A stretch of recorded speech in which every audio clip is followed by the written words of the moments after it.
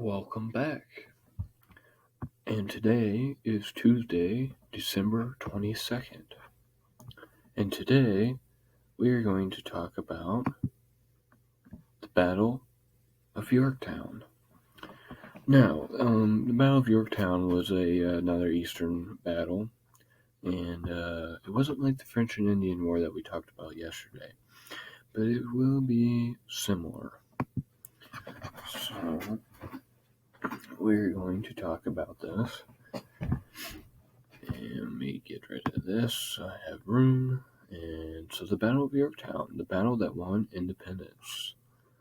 So you got the 13 colonies right there. And that's the British flag.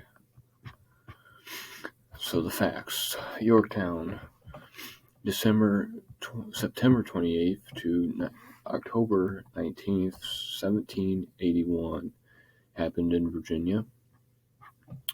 The Americans and French against the British. So at this time, the French were actually one of our allies. They helped us out because we had to get the British out. So the generals, General Washington, Americans, General de Waterloo, French, General Lord Cornwallis, that's the British. And the size of the armies, we had about 8,800 on the American side, 7,800 on the French side, and about 6,000 on the British side. So actually the French was on our side, so we had a total of about we had a total of about 16,500, somewhere around there. So that's this is the 13 colonies, and there's all the boats. Let's get that. Don't want to see those. So this is a diagram of how it happened. So you got all these. So you got the York River right here, which is still a river, and you got Yorktown. So then you got American. You got all this right here. So the Yorktown was actually owned by British, and so you got the American on this side, and you got French over here helping out, and then this was all owned by the British. Also over here too, and plus see we had more French over here than American, but so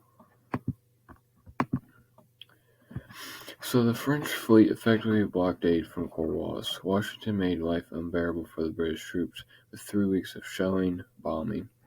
Might be a question. British were outnumbered by 2 to 1 factor. British were running low on food and ammunition and still awaiting help. British was to get stuff from Britain was a very long travel because they had to float by boat clear from Great Britain. With the French, you had Canada, which was just north of there, so they can get supplies easily in probably maybe a couple 3 days. For stuff to get from Britain, it would be probably 2 or 3 weeks before. The outcome and Treaty of Paris. So this is when it happened. So Cornwallis officially surrendered on October 19th, 1781. British signed the Treaty of Paris, signed on September 3rd, 1783. Formally ended the war and recognized American independence. So you can see down here that Britain agreed to remove all its troops from America, set new borders for the United States.